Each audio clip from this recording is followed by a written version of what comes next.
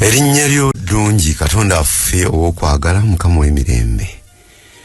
Otuwadde ekiseera ekirungi Katonda affe okujja mu maaso g'okutendereza n'okuyigako. Kyetuva tusaba Mwoyo Omutukuvu, omuyigiriza omukulu, omulungamya waffe, atulungamye nga tuyiga ebigambo bino. Bitegeereko obulamu bwaffe olw'obwakabaka bwo, bituwe essuubi olw'okuwangula ensi n'okusikira obulamu obutaggwa mu Kristo Yesu Mukama waffe. Amen. Tutuse ku kyokuyiga mu lesoni yaffe eno nga tuyiga ku kitabo kya Zabbuli. Kakano olunaku olwaleero tugenda kubaganya ebirowoozo ku lesoni ey'omukaaga. Eriko omutwe ogugamba nti I will arise. I will arise. Nnaagolokoka. Mukade kiwanuka. Nnaagolokoka. Omuwandiisi kiyagezezzaako okujjayo bwe yatuwadde ekigambo kino nnaagolokoka. Okugolokoka kitegeerekeka bulungi. Okugolokoka kitegeerekeka buki? Bulungi. Tiwaliwo byobadde tofaako n'essaawa eyo n'obikola ki? Ne Katonda ayina embeera efaanana bw'etyo. Nange kyekibuuzo kyembuuza. Ndowooza nti omuwandiisi aleeta ebintu ebitusobola okutegeerera ki obulungi nga n'ekigambo ekiyitibwa kugolokoka kitegeerekeka bulungi nti waliwo ensonga ezimu olunsi z'oba tokutte na maki, z'oba tofuddeeko nnyo, naye bw'ogolokoka ne ziba ng'oziteekako amaanyi ag'ekika ekyawa. Munnazabbuli ono yalowooza nti Katonda bw'amusaba ebiseera ebimu takola ki? Tamuwulira. Naga nti luutu eno Mukama anaakola ki? Anaagolokoka. Era ensonga lwaki abaaleeta omutwe guno ogugamba nti naakola ki? Naagolokoka. Naye Katonda teyeebaka, buli kaseera abeera atunula. Ebigambo ebiri mu Zabbuli essula y'e12 olunyiriri lw'okutaano. Olw'okunyagibwa kw'abaavu, olw'okusinda kw'abanafu, kaakano nnaagolokoka. Njagala dukomyawo mukuluse baduka. Tuzze tuyiga mu lesoni ziri ezisoose, naddala lesoni yaffe ey'okuna. Twalaba nti Katonda lwe lwazi lwaffe, ekiddukiro kyaffe, ge maanyi gaffe. Era nga byonna biraga bukuumi bwa Mukama Katonda. Naye mu lesoni ya leero kye tugenda okusinga okulaba, tugenda kulaba Katonda ono ng'omulwanyi namige, majestic warrior. Ne tulaba nti bamulekwa, bannamwandu, abaavu ne bannamawanga bwe baba nga banyigirizibwa, Katonda asituka. Tugenda kulaba lwaki agolokoka bwe batuuka mu mbeera eyo, asinziira ku ki? Byonna tugenda kubiraba mu lesoni eya leero. Tugenda kutandika ku lunyiriri lwaffe Zabbuli 12 olw'okutaano. Jakusaba mukadde kiwanuka atusomereyoko. Olw'okunyagibwa kw'abaavu, olw'okusinda kw'abanafu, kaakano nnaagolokoka. Mukama bw'ayogera. N'amuteeka mirembe gwe basooza. N'amuteeka mu mirembe gwe basooza. Tweyanza mukadde mukyaka Kabiito. Tulina abantu abalina enjigiriza be tuyita ba deist, ne tubayo n'abalala be bayita ba atheist. Ba deist abo enjigiriza yaabwe eri etya? Ba deist tebakkirizamu twandiyise deism. Bo bagamba nti Katonda bwe yamala okutonda ensi n'abireka ebisigadde tayagala kumanya oba tafaayo. So nga ate ba atheist bo tebakkiririza mu Katonda. Yes. Olunyiriri luno batusomedde Zabbuli 12 olw'okutaano. Lujjawo lutya enjigiriza eyo? Egamba nti Katonda taliiwo. Ekyokubiri egamba niwaba wali naye yatonda butonzi n'asuulaawo n'abirekawo. Ntandikire wa Brian.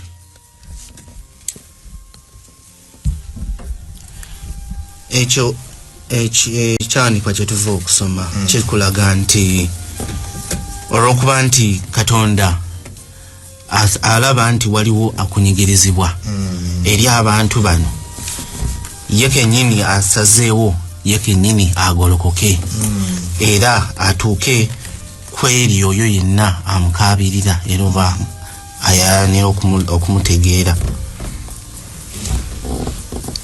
Okwongerezaako ku kya Brian, bwe tutunuulira olunyiriri still tulina kye tuyita direct speech oba ebigambo by'oli ayogera ne babikootinga butereevu.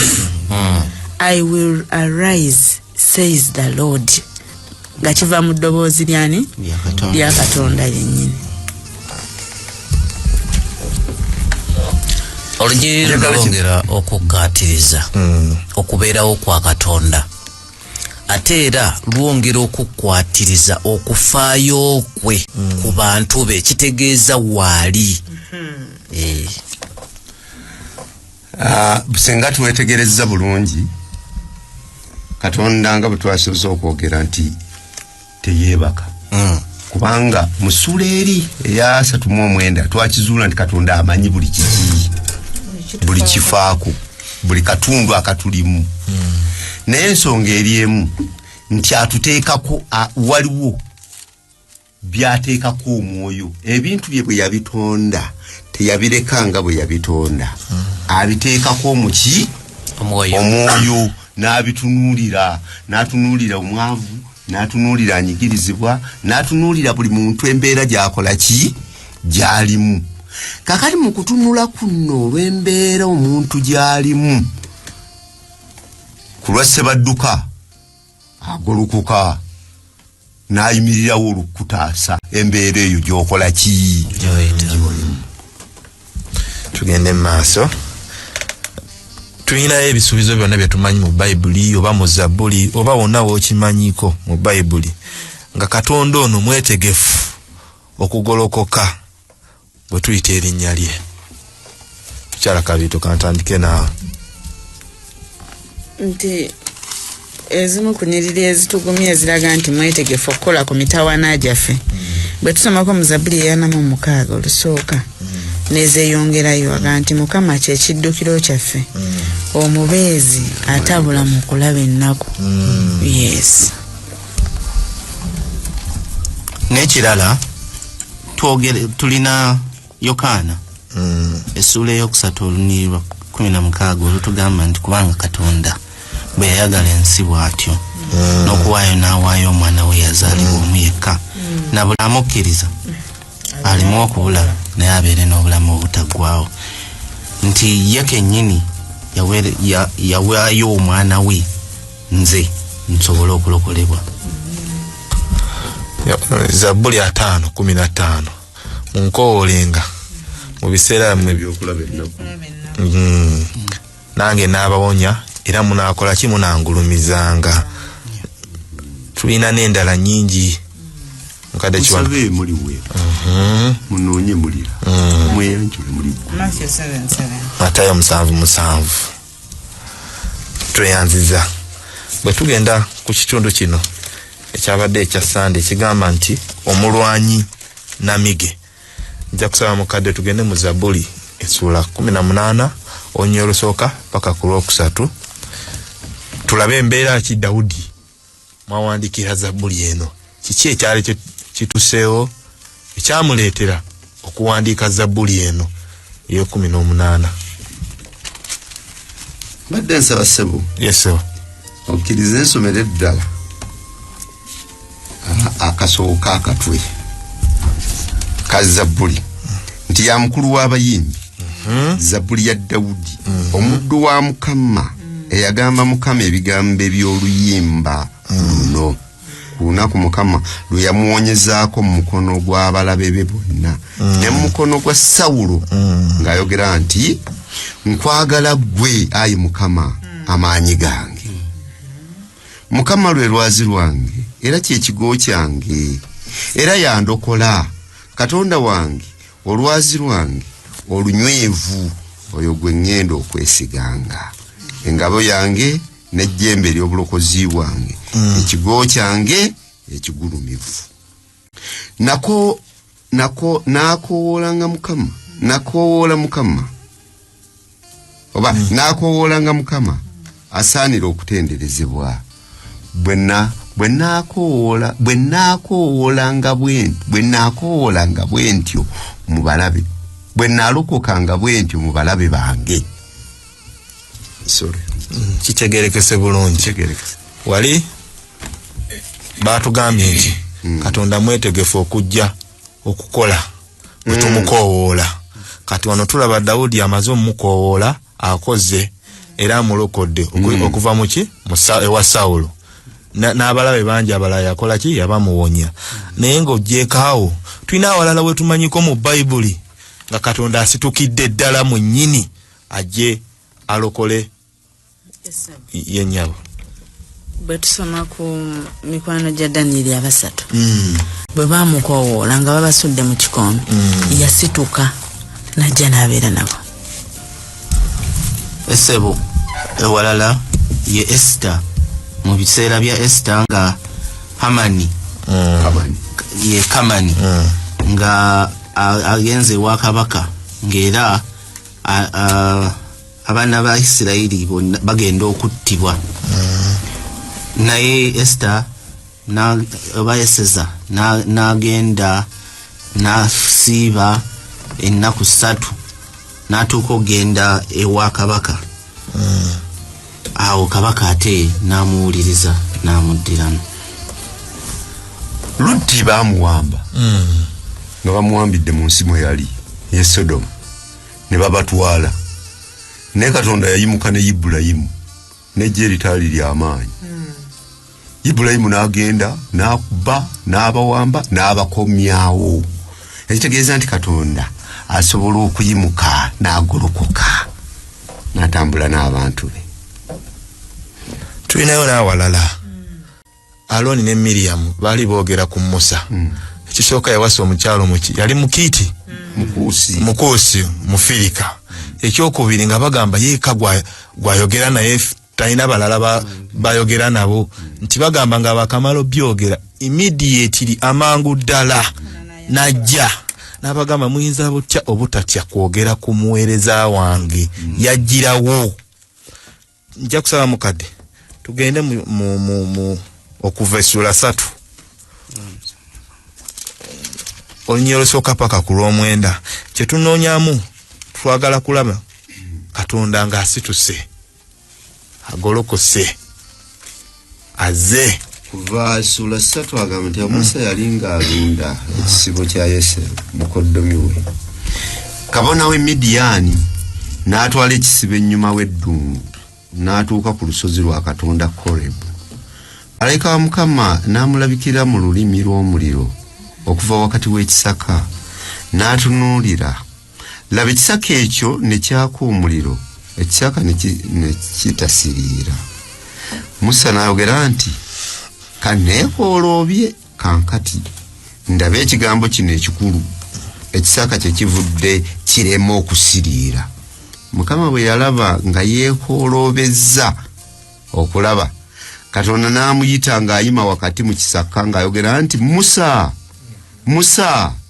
Musa n'ayitaba nti nze nzuuno.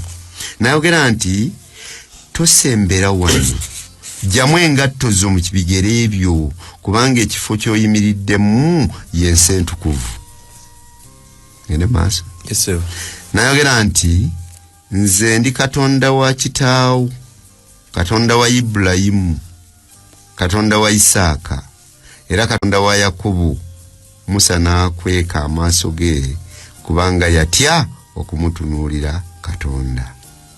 Mukama n'ayogera nti ndabidde ddala okubonaabona kw'abantu bange bali mu Misiri, n'empulira okukaaba kwabwe ku lwabo ababakoza, kubanga mmanyi ennaku zaabwe era nzise okubawonya mu mukono gw'Abamisiri, okubalinnyisa okuva mu nsi eri bayingire mu nsi ennungi engazi, mu nsi ejjudde amata n'omubisi gw'enjuki, mu kifo eky'Omukanani n'eky'Omukiiti n'eky'Omu Amoni n'eky'Omuperesi n'eky'Omukiivi n'eky'Omuyebusi.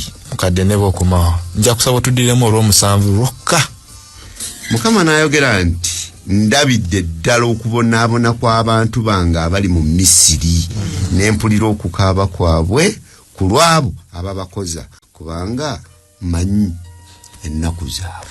Emyaka 403 babonaabona ku gwe 403 Katonda bw'aviirayo n'agamba ndabidde ddala okukaaba kw'abantu bange. Emyaka 403 Katonda teryali bbanga ddene nnyo okuwulira okukaaba kwabwe. Mukyala Kabiito kuferinza okuba ebbanga eddene naye tuzze tuyiga nti God is not limited by time. Ffe tuyinza ogirabanga emyaka 403 naye kuyenga kaseera katono ki ddala.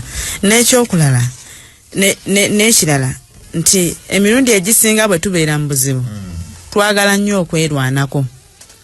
Kati Katonda oluusi andeka mpa obudde obwo paka wenzikiririza ddala nti sirina buddukiro walala okuleka mu ye. Osanga senga yajja ku mwaka ogwokutaano baali tebannabonaabona kimala era nga nabo tebannakkiriza nti bakola ki babonaabona. Kyava abongerayo space. Musa wajjira nga bakkiriza nti mu butuufu tugende ewaffe. Mwami kiwanuka kino kikubanga Mukyala Kabiito abadde akitangazizaamu naye Katonda ono gwe tumanyi amanyi buli kimu eyatonda eggulu n'ensi. Lwaki anninda mmale kukaaba eryo bbanga akole? Lwaki takolerawo nga sinaba na kukaaba? Lwaki takolerawo? Tojja mutegeera, tojja kutegeera nti yakoze. Ndowooza nti kya nsonga nnyo okutegeera akukoledde ekirungi. Kakano bw'ototegeera akukoledde olaba nti ebintu byoye bityo bwe biteekwa okubeera bulijjo. Era Mukyala Kabiito akyogeddeko naga nti abantu bano singa baabawonyezaawo ne Katonda tebandi mutegedde. Obanga Katonda mu myaka 403 yabawonya n'ayisa ne mu nnyanja emyufu n'abatuusa ne mu nsi ensuubize gyekulukuta amata n'omubisi gw'enjuki naye era ne bamugaanira eyo. Kati singa yabawonyeza mu myaka 3 nga baakasaba olowooza bakyandibadde kitya? Kyandibadde wasi. N'ekirala twakirabye nti Katonda abatasirisi busirisi naye ng'ali mu kuteekateeka ng'era kyali alina kyafumba kyategeka agenda okukituusa nga naawe ogamba weewaawo kisaanidde okutuukira mu kiseera kino. Era nga bwe twasomye Zabbuli eya 5:15 nti onkowoolenga mu biseera osooka mukowoola n'alokola then wamalolokola n'omutendereza. Ekirabo ekyatuweebwa nga ffe abantu ly'eddembe ly'okwesalirawo mu mbeera yonna gye tuyitamu. Mu nnaku ezo ebisatu oba ffe tulaba nti bandibonerabonedde 10 kyokka n'ekikumi nga tulaba kinene n'omwaka okugamba nti ogenda guyitamu mu kubonaabona. Bo baali basazeewo baasalirawo ku myaka 3 mu Amerika era bwe baasalawo Katonda n'alyoka akola ki? Najja okubalokola. So naffe tutwala omukisa gwaffe mu maaso ga Katonda. Ye buli kaseera abeerawo okutulwanirira. Sinakindi nga tetunnaba na kumusaba aba alwana okuyita mu mbeera zonna. Obwenkanya eri abo abajoogebwa. Zabbuli ey'omwenda paka ku 10 ne 18 mukadde kiwanuka. Zabbuli ey'omwenda egamba neebazanga Mukama n'omutima gwange gwonna n'ayolesanga ebikolwa byo eby'ekitalo byonna n'asanyukanga n'ajagulizanga mu ggwe n'ayimbanga okutendereza erinnya lyo ggwe ali waggulu ennyo. Abalabe bange bwe badde ennyuma beesittala ne bazikirira mu maaso go kubanga ggwe wayamba ensonga yange n'ebigambo byange. Watuula ku ntebe ng'osala omusango ogw'ensonga. Waboggolera amawanga, wazikiriza ababi. Wasangula erinnya lyabwe emirembe n'emirembe. Abalabe baweddewo baviibwa mu mirembe gitaggwaawo n'ebibuga bye wamenya era n'ekijjukizo kyabyo kizikiridde. Naye Mukama atuula kabaka emirembe egitaggwaawo. Naye Mukama atuula kabaka emirembe egitaggwaawo, ateeseteese entebe ye okusala omusango. Naye alisala omusango gw'ensi zonna mu butuukirivu, aliwo omusanga amawanga mu mazima. Kadene Olw'emwenda kadene wasoka nokomaawo. Omutwe gwaffe gugambye nti obwenkanya eri abo abajogebwa. Atugenda kusomayo ne Zabbuli endala eya 89 olw'e14. 89:14. 89 yagambye obutuukirivu n'omusango bye binyweza entebe yo, okusaasira n'amazima bikulembera amaaso go. Mukadde kantandikirawo wennyini.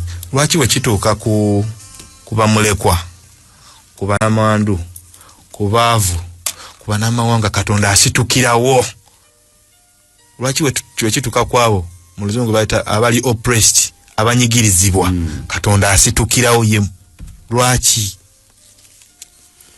Ekisooka bantu be ye yabatonda, yabalinako obwaki obwannannyini.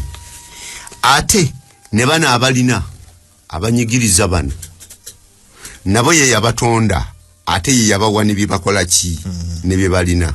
Alowooza nti gwe yawa ebyo osobola okuyamba bano abanyigirizibwa, ne bwakutunuulira nga toyambye kyava ayimukirawo ataase embeera, kubanga okubeerawo kw'okunyigirizibwa akutegeera nnyo okusinga nga ffe bwe tutegeera. Wabale nnyo mukadde. Ekirala kyeyayogedde mu Zabbuli e89 kwe kugamba nti obutuukirivu, obwenkanya, okwagala n'amazima y'ensibuko bye binyweza entebe ye. Bw'ayogera ku bwenkanya, bw'alaba awatali butali bwenkanya ng'ayingirirawo ddala, kubanga akugambye nti bwe bunyweza entebe ye. Bw'alaba kubanga yembeera ye okulabira ddala nga tayagala muntu yenna abeere ng'anyigirizibwa mu ngeri emu oba endala, kuba embeera ze za kuyamba kulaga kwagala na bwenkanya na butuukirivu. Mukadde wabaddewo olunyiriro lwe18 mu lw'omwenda wano mu ssuula ey'omwenda lwagambye nti kubanga abaavu teerabirwenga ennaku zonna. Mu nsi muno mwe tubeera tulowooza nti abaavu tebategeera, era waliwo n'abagamba abo tebaagala kukola, y'ensonga ebabeeza bwe batyo, tebaagala kukola ki? Naye ate nga naye yennyini yagamba nti abaavu tebagenda kuggwaawo emirembe ki yonna. Etegeeza oba oli mwavu oba ofaanana otya, Katonda afaayo gy'okola ki gy'oli. Kubanga agambye nti obwenkanya n'obutuukirivu ebinyweza eki entebe ye. Katonda waffe mwenkanya, takutunuulira ggwe ng'omwavu n'agamba nti oyo ne bwe tumukola ki. Nga ffe bwe tubeera, nze bwe mbeera mu kifo nga ndaba nti Kuteesa yayinza okunnyamba, yalina kasente, kati atalina musindika eri bbalibbali, ono Kuteesa gwe nsembeze nnyo n'asembera wano, kubanga bwe naaba nga nina obwetaavu ajja kukola ki. Naye Katonda si bw'atyo, atunuulira abantu ffenna ng'atutunuulira ku levo ki y'emu, ate n'asukkawo nnyo ku mwavu. Banaye bw'oba ng'oli mwavu weebaze nnyo ani Katonda, kubanga Katonda afaayo nnyo gy'oli wangi. Nti watubuuza nti lwaki we kituuka ku bali oppressed ayimukiramu. Bwe tulaba ebyafaayo bya Mukama waffe ng'azze ku nsi, yajjira mu mbeera ya muntu wa wansi ddala, n'azaalibwa mu maka amaavu, n'anyoomebwa, n'avumibwako. Kati bw'alaba omuntu ali mu mbeera nga naye gye yajjiramu mu nsi, asitukiramu kuba yagiregako. He knows what it means. Nyinza okuba nga ndi omu kuba mulekwa. Yes. kino njagala kisindika eri oyo gwe ayinza okukitegeera nga nze bwe nakitegedde. Onyinza okuba nga ndi omu ku bamulekwa naye nga siri omu ku banyigirizibwa. Nyinza okuba nga ndi omu ku nnamwandu naye nga siri omu ku banyigirizibwa. Nyinza okuba nga ndi omu ku abo gwe ng'omanyi nti weetwala ng'omwavu naye nga toli omu ku baavu. Andibuuzizza ekibuuzo nti tusobola okubaawula wano. Tuyinza obutabaawula. Ate neera bwe boogera ku mwavu teboogera ku ssente na byalina. Naye mwavu in totality. Tugende mu maaso. Mwebale nnyo. Tugambiddwa nti gavumenti ya Katonda ya butuukirivu na bwenkanya. Era bwe kituuka ku abo abanyigirizibwa Katonda asituka. Naye bw'asituka akozesa abantu. Kati ffe abantu baakozesa bwe tulaba bali oppressed twalikoze tutya kyekibuuzo kubanga bw'asituka okukola bw'agolokoka tugolokekera wamu naye bwe tubanga tuli mu ye. Kati olwo twalikoze tutya. Njagalayo emikono mitonotono tweyongereyo. Kantandike wano. Ekimu ku bye tuyinza okukola bwe tulaba abatulugunyizibwa kwe kukyogerako. If we speak against it, tuyamba kuba waliwo n'abatulugunya bannaabwe naye nga tebamanyi nti bakola ki nti babatulugunya. Naye bwe tukyogerako nti wano nno mbadde nkola bubi ne yeetereeza, kitegeeza n'abadde anyigirizibwa tagenda kuddamu kukola ki awo mba nnyambye. Twakirabye ssebo nti n'ekirala twetaaga okusaba okulungamya kw'omwoyo omutukuvu kubanga yatubikkulira na ngeri ki gye tuyinza okuyambamu abantu bano. Abantu abasinga banyigirizibwa mu ngeri gye tutasobola kutegeera ng'ate oba oli awo mu maaso gaffe ag'obuntu tetusobola kitegeera. Kyeyagambye nti ask for divine assistance. Nti ye Katonda mu bwa Katonda we yayinza otubikkulira n'otulaga na ngeri ki gye tuyinza okuyambamu. Naye nga kikulu nnyo kye twategedde nti Mukama Katonda akozesa ffe.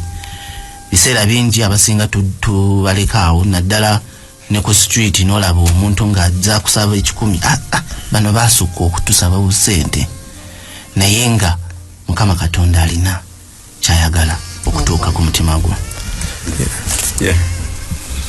Nze nno wano we neeyongedde okutegeera nti Katonda okutuuka kw'abo abanyigirizibwa akozesa ffe abantu. Nakitenga ate okuwabulwa eri ffe kubanga yembeera gye tuyitamu ne tutuuka ekiseera ne twekkiriranya n'abo abanyigirizi abatulugunya katugambe abanyigiriza kubanga twagala kiyita batya mu Luganda era kwekkiriranya nabo tufune sympathy gye bali ne tuleka sayidi eno enyigiriziddwa kubanga teyina kyegenda kutuzitiza oba kyegenda kutuyamba. Naye ate bw'otunuulira wano nti Katonda mu nsonga eyo aba waali no gwe tokitwala nti asitukirawo aba waali mu nsonga eyo aba wakati awo jjoze okukozesaamu Katonda nga waali laba buwikkiriranya mu maaso ge. Kale tukitwale nti kyakuwabulwa eri mu nkola zaffe oba mu ndowooza zaffe tukolenga ekyo ekituufu naddala nga tuli wakati w'abantu bannaffe naddala kwabo abanyigirizibwa. Kyeyavudde aleeta olunyiriri olwabadde mwana olw'17 naye nze ndi mwavu neetaaga Mukama andokola andowooza neetaaga Mukama akola ki andowooza sandokola naye akola ki andowooza. Etegeeza nti Mukama alina ebirowoozo eri oyo eyeeraba. Lwaki onakuwala mu butuufu ebiseera ebisinga mu bulamu bwaffe mwe tutambulira buli lw'obeera ng'oli mwavu naawe weesu n'ogamba waayi nze bano kambakole ki kambaveemu n'onakuwala olw'obulamu bw'okola ki bw'olimu bw'oyitamu.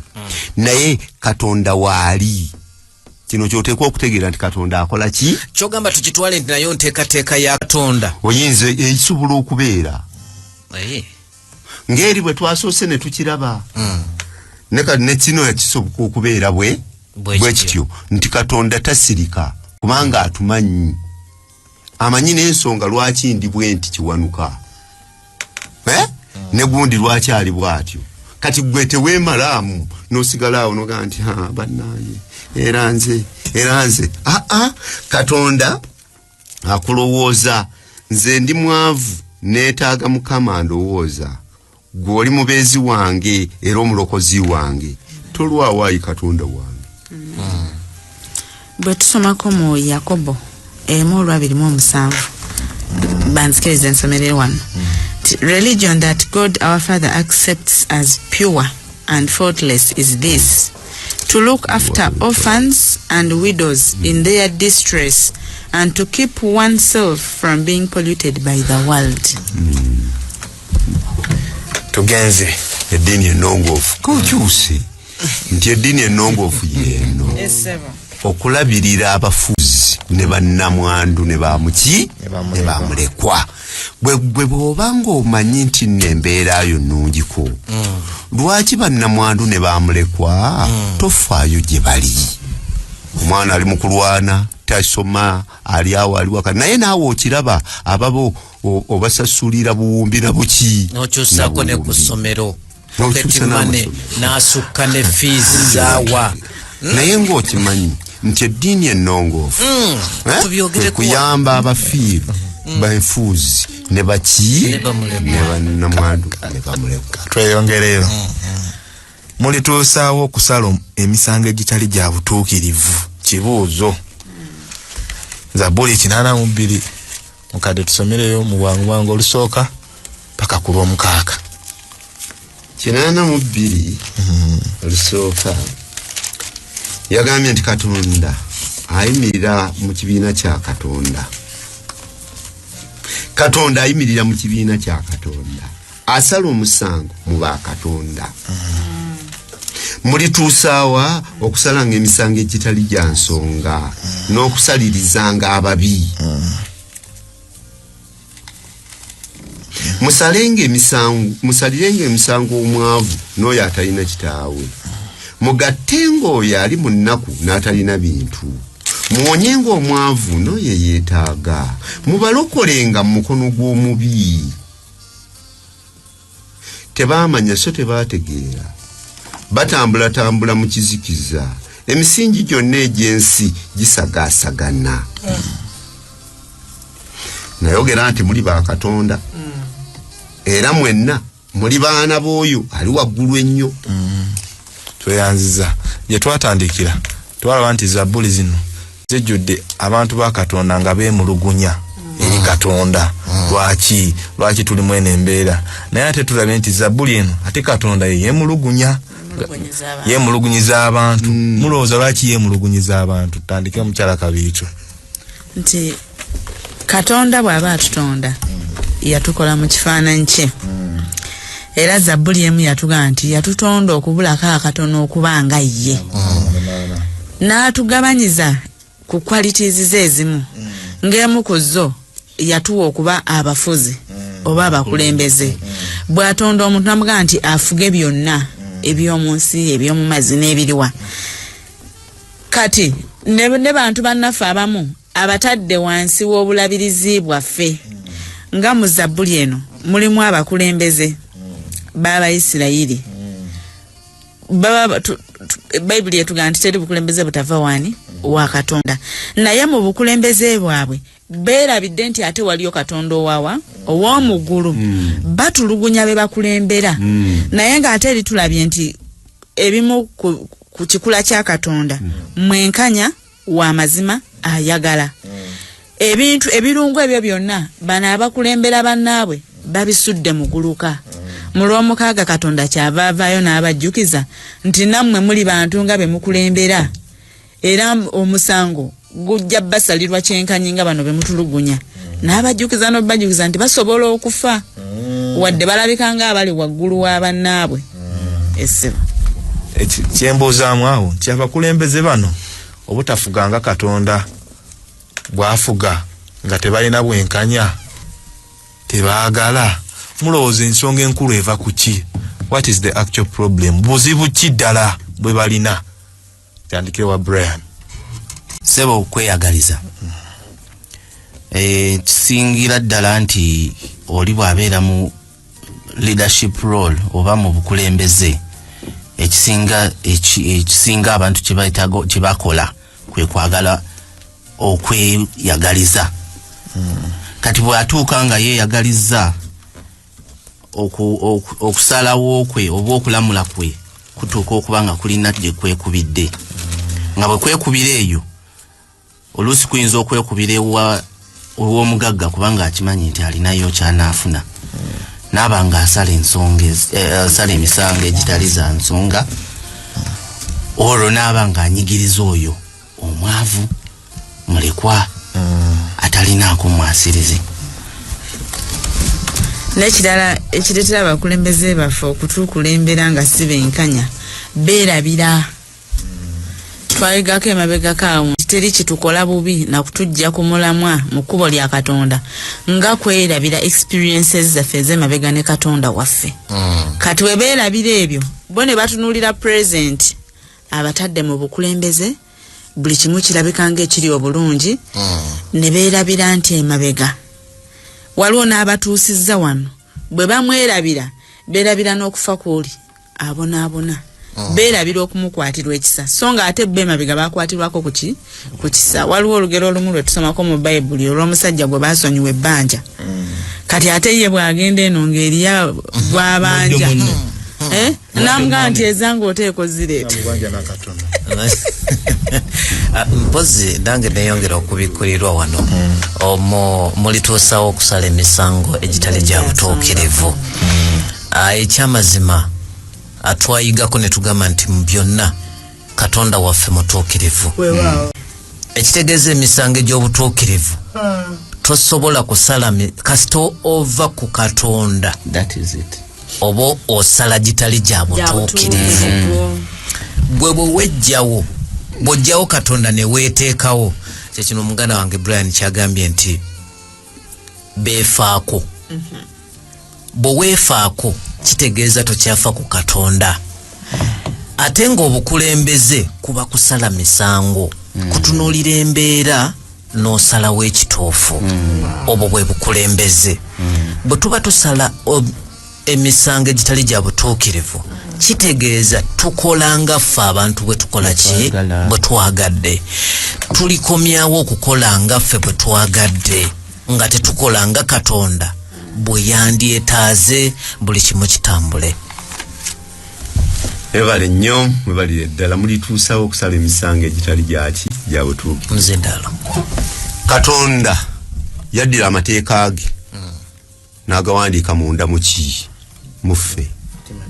Era amateeka gano 10 galimu emitendera emeka 2. Omutendera ogusooka kwagala Katonda wo n'omutima gwo gwonna n'obulamu bwo bwonna. Mwe muli amateeka 4. Omuli obutabangana ba Katonda balala, obuteekolera kifaananyi kyole, obutalayirira bwereere, n'okusangamu sabbiiti ya Katonda ekitiibwa. Amateeka ago gakwatagana gwe naani ne Katonda wo. Amateeka amalala 6 gakwatagana gwe ne muntu ki munno. Mwe muli kirawo ne nnyoko basangamu ekitiibwa.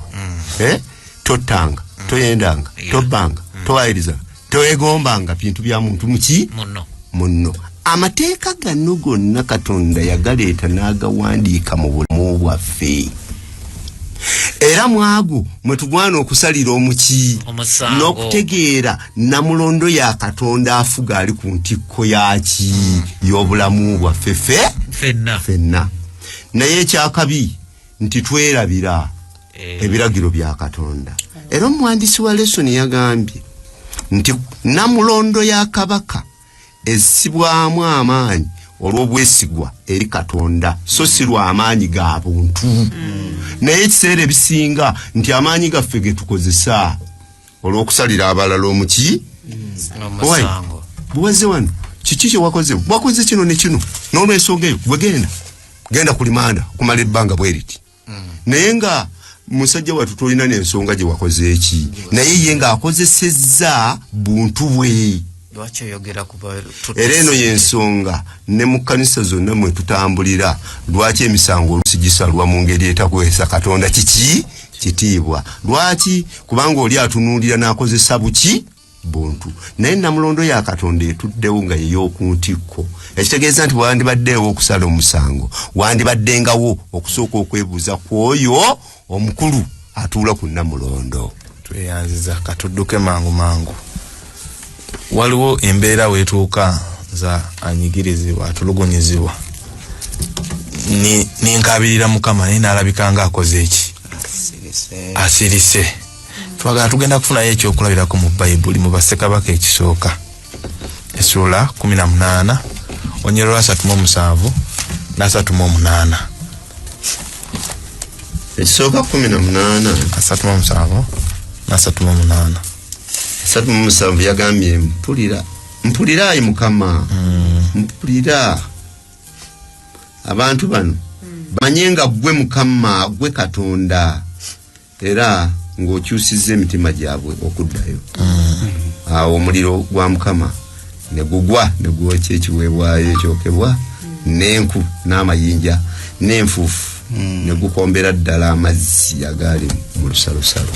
Awo tulaba Eriya si bwe kiri ne bannabbi ba Bayaali bo basabye ebyabwe biganye abagambo ba Katonda bamwe yeebase basabye ebyabwe biganye ye n'asaba essaala egi emu Katonda n'akola ki n'amuwulira Nnaagolokoka n'akolerawo si bwe guli awo naye mu ssula y'emu twagala tugende mu 41 paka 43 tulaba ate awo kiki. Awo Eriya n'agamba Akabu nti golokoka olye onywe kubanga waliwo okuwuuma kw'enkuba nnyingi. Awo Akabu n'agolokoka okulya n'okunywa. Eriya n'alinnya ku ntikko ya Karumeri n'avuunama ku ttaka n'ateeka amaaso ge wakati w'amaviivi ge n'agamba omuddu we nti yambuka nno olengere awali ennyanja. N'alinnya n'alengera n'ayogera nti tewali kintu n'ayogera nti genda nate emirundi 7. Awo lwatuka omulundi ogw'omusanvu n'ayogera nti laba ekire kirinnya nga kiva mu nnyanja ekiringa omukono gw'omuntu obutono. N'ayogera nti yambuka ogamba Akabu nti teekateeka eggaali lyo oserengete enkuba ereme okukuziyiza. Mu Isirayiri enkuba yali emaze ebbanga myaka oba 3 nga tetonya.